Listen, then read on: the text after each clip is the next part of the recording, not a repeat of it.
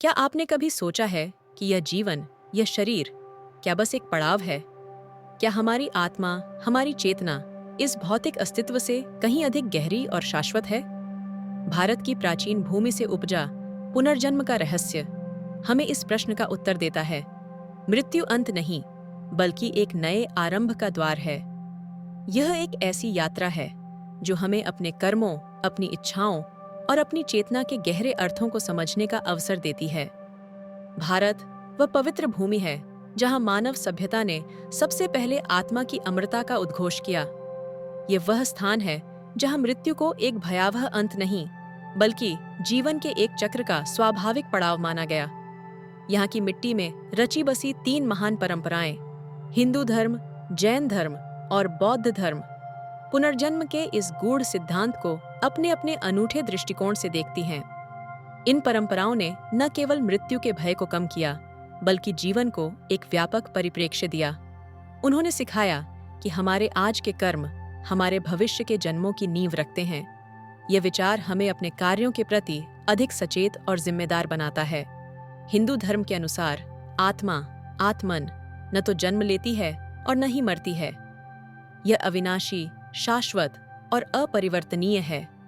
हमारा भौतिक शरीर तो केवल एक वस्त्र है जिसे आत्मा समय समय पर बदलती रहती है। ये ठीक वैसे ही है जैसे हम पुराने कपड़े त्याग कर नए धारण करते हैं।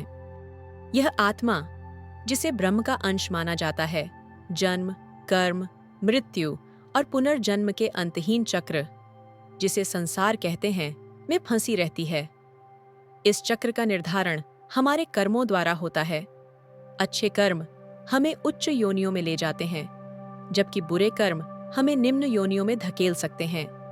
महाभारत की एक अद्भुत कथा राजा नल और राजा ऋतुपर्ण की मित्रता को पुनर्जन्म के गहरे धागों से जोड़ती है। यह कथा बताती है कि पिछले जन्म में वे दोनों एक ही आत्मा के दो हिस्से थे, जो अपने कर्मों के कारण अलग अलग शरीरों में जन्मे। नियति ने उन्हें फिर से मिलाया, जैसे आत्मा अपने बिखरे हुए अंशों को पुनः प्राप्त कर लेती है। यह कथा हमें सिखाती है कि कर्म केवल इस जीवन तक सीमित नहीं होते। वे जन्म जन्मांतर तक हमारा पीछा करते हैं, हमें उन लोगों से जोड़ते हैं जिनसे हमारा गहरा संबंध है, और हमें उन अनुभवों से गुजारते हैं जो हमारी आत्मा के विकास के लिए आवश्यक हैं। यह हमें यह भी याद दिलाता है कि हमारे संबंध केवल भौतिक नहीं, बल्कि आत्मिक भी होते हैं। हिंदू धर्म में पुनर्जन्म का अंतिम लक्ष्य मोक्ष प्राप्त करना है। मोक्ष का अर्थ है संसार के इस चक्र से मुक्ति और आत्मा का परमात्मा से एकत्व। यह तब प्राप्त होता है जब आत्मा अज्ञानता के बंधनों से मुक्त होकर अपने वास्तविक शाश्वत स्वरूप को पहचान लेती है। मोक्ष की प्राप्ति के लिए ज्ञान, भक्ति, कर्म और योग के मार्ग बताए गए हैं। यह केवल मृत्यु के बाद की स्थिति नहीं, बल्कि जीवन काल में भी अनुभव की जा सकने वाली एक आंतरिक मुक्ति है। यह हमें सिखाता है कि जीवन का परम उद्देश्य केवल भौतिक सुखों की प्राप्ति नहीं, बल्कि आत्मिक उन्नति है। जैन दर्शन पुनर्जन्म को एक अत्यंत वैज्ञानिक और तार्किक मॉडल के रूप में प्रस्तुत करता है।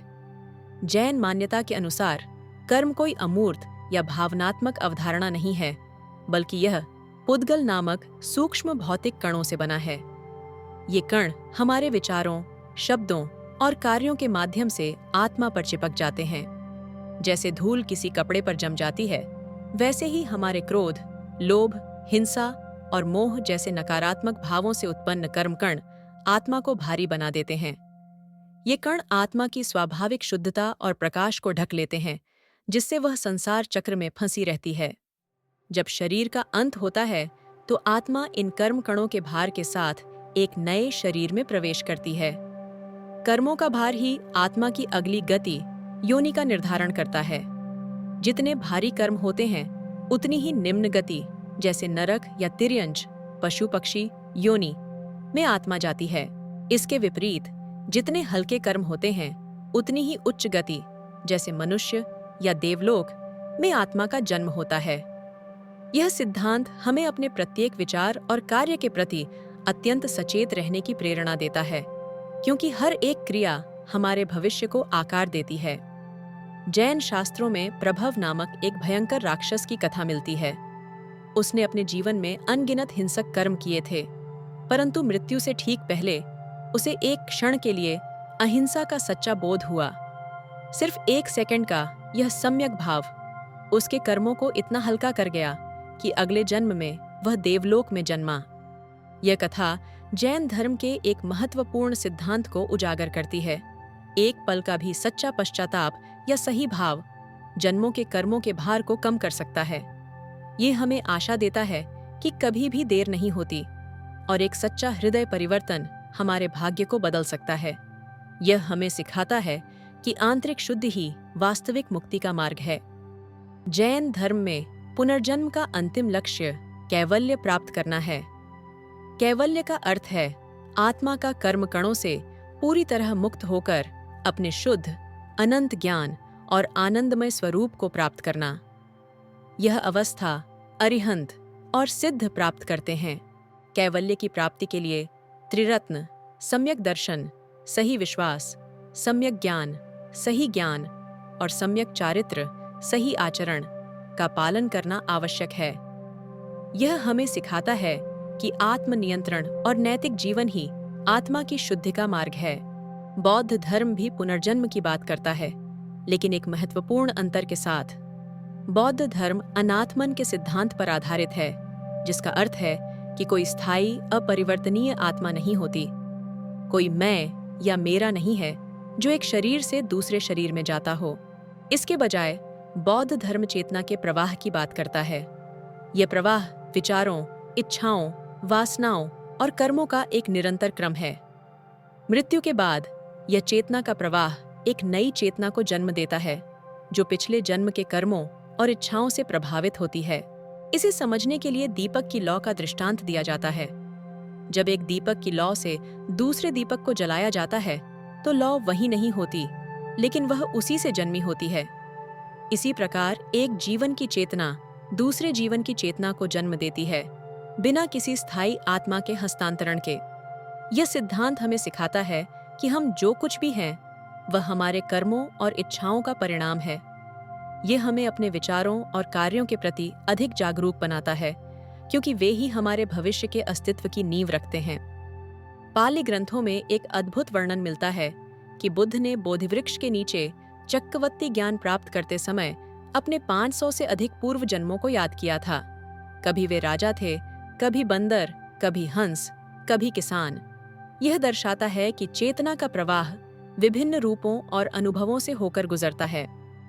कहते हैं, उनका एक जन्म एक स्वर्ण हंस का था, जिसने अपनी बहन और साथियों को बचाने के लिए अपने प्राण दे दिए थे। उसी करुणा ने उन्हें अगले जन्मों में उच्च गति की ओर बढ़ाया, जब तक कि वे सिद्धार्थ गौतम के रूप में जन्म लेकर बुद्धत्व को प्राप्त नहीं कर गए। यह कथा हमें करुणा और निस्वार्थता के महत्व को सिखाती है। बौद्ध धर्म में पुनर्जन्म का अंतिम लक्ष्य निर्वाण प्राप्त करना है। निर्वाण का अर्थ है दुख, तृष्णा और अज्ञानता का पूरी तरह से अंत। यह संसार के चक्र से मुक्ति है, जहाँ चेतना का प्रवाह शांत हो जाता है और किसी नए जन्म का कारण नहीं बनता। निर्वाण की प्राप्ति अष्टांगिक मार्ग के पालन से होती है, जिसमें सही समझ, सही विचार, सही वाणी, सही कर्म, सही आजीविका, सही प्रयास, सही जागरूकता और सही एकाग्रता शामिल हैं। यह हमें सिखाता है कि आंतरिक शांति और मुक्ति हमारे अपने प्रयासों से ही संभव है। हिंदू धर्म, बौद्ध धर्म। स्थायी, अविनाशी, आत्मन। कोई स्थायी आत्मा नहीं, अनात्मन। आत्मा का शरीर बदलना, चेतना के प्रवाह का नया जन्म लेना। अदृश्य शक्ति, भाग्य निर्धारक इच्छाओं और वासनाओं से उत्पन्न चेतना का कारण। जैस मोक्ष, आत्मा का परमात्मा से एकत्व। निर्वाण, दूहक और तृष्णा का अंत। ज्ञान, भक्ति, कर्म, योग, अष्टांगिक मार्ग, इनहाय। ये तीनों परंपराएं भले ही पुनर्जन्म के सिद्धांत को अलग अलग चश्मे से देखती हों, लेकिन एक बात पर सहमत हैं। जीवन केवल यही एक शरीर नहीं है। यह एक लंबी, जटिल और अर्थपूर्ण यात्रा है। यह आत्मा की, चेतना की और कर्मों की यात्रा है, जो तब तक चलती रहती है जब तक हम अपने वास्तविक स्वरूप को पहचान नहीं लेते, जब तक हम सत्य को प्राप्त नहीं कर लेते। पुनर्जन्म का सिद्धांत हमें केवल मृत्यु के बाद के जीवन के बारे में ही नहीं बताता, बल्कि यह हमें इस जीवन को कैसे जीना चाहिए, इसकी भी गहरी समझ देता है। यह हमें सिखाता है कि हमारे प्रत्येक विचार, शब्द और कर्म का महत्व है।